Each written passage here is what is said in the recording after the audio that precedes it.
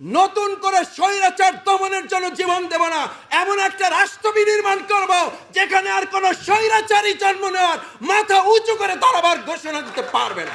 বাংলাদেশের সবচেয়ে চৌকস বাহিনী হিসেবে খ্যাত আমাদের সেই সময়ের যে বিডিআর বাহিনী ছিল, যে বাহিনী আমাদের প্রত্যেকটা সীমান্ত এলাকা পাহারা দেওয়ার জন্য জীবন বাজি রেখে দেশপ্রেমের চেতনায় উজ্জীবিত হয়ে দেশের মানুষকে সামনে রেখে তারা ভূমিকা পালন করত।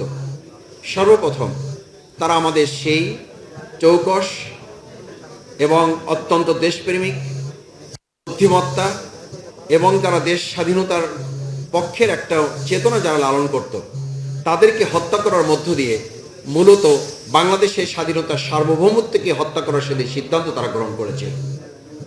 সুতরাং সেদিন বিডিআর বিদ্রোহ না, মূলত বিডিআর হত্যাকাণ্ড তারা পরিচালনা করেছে।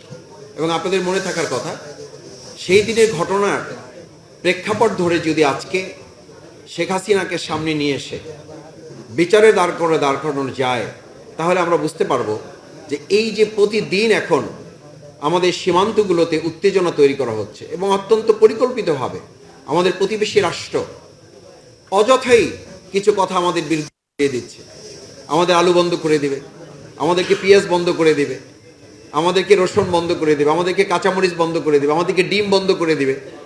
আমার কাছে খুব হাস্যকর মনে হয় যে বাংলাদেশ 2024 সালের জুলাই আগস্টে জীবন বাজি রেখে গুলির মুখে দেশ এবং খুনি হাসিনার পদত্যাগ চেয়েছিলাম, সেখানে একটা দলই পদত্যাগ করেছে। শুধু তাই না, একটা আধিপত্যবাদেরও পতন হয়েছে।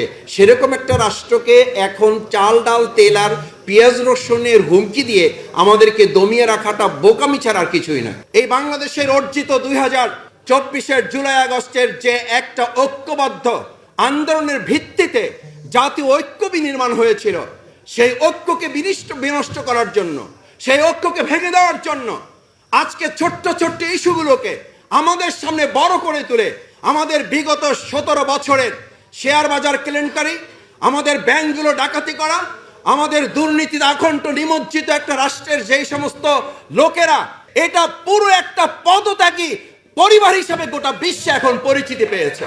সুতরাং সেরকম একটা পরিবারকে আজ আমাদের মাথায় রাখতে হবে। শুধু ছাত্রলীগ নয়, আওয়ামী লীগকেই চূড়ান্তভাবে তাদেরকে নিষিদ্ধ করে একটা চেতনার বাংলাদেশ বিনির্মাণের জন্য আমাদেরকে সিদ্ধান্ত গ্রহণ করতে হবে। আমি আপনাদের অনুরোধ করে আহ্বান জানাই, আসুন বাংলাদেশ জামাত ইসলামী আমরা সম্মিলিতভাবে বাংলাদেশ জাতীয়তাবাদী দল এবং আমাদের অন্যান্য সমস্ত যে দলগুলো গণতান্ত্রিক প্রক্রিয়ায় যারা আমরা কাজ করি, বিগত 16 বছরে আমরা যারা জীবনের ঝুঁকি নিয়ে কাজ করেছি।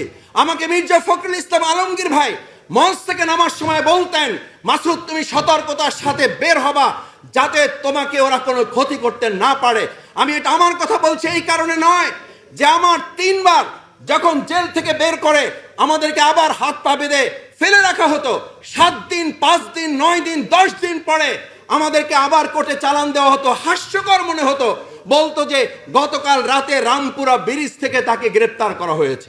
এত নির্লজ্জ একটা বাংলাদেশ যেখানে আমরা 17 বছরে পার করে এসেছি, সেই বাংলাদেশ বিনির্মাণে আজকে চেতনা বাংলাদেশের যে উদ্যোগ, আমি আশা করব সেই বাংলাদেশ বিনির্মাণে আমরা সবাই এখানে গণতান্ত্রিক প্রক্রিয়ায় যারা ফ্যাসিস্টের বিরুদ্ধে, আমি শুধু একটা কথা বলে শেষ করতে চাই, আমরা প্রায় বলি প্রয়োজন আবার জীবন দেবে, হ্যাঁ জীবন দেব অর্থনীতির জন্য, হ্যাঁ জীবন দেব সুন্দর সংস্কৃতি বিনির্মাণের জন্য, ইয়েস জীবন দেব পররাষ্ট্র নীতিমালা স্থায়ী করার জন্য, কিন্তু আর নতুন করে স্বৈরাচার দমনের জন্য জীবন দেব না, এমন একটা রাষ্ট্র বিনির্মাণ করব যেখানে আর কোনো স্বৈরাচারী জন্ম নেওয়ার মাথা উঁচু করে দাঁড়াবার ঘোষণা দিতে পারবে না।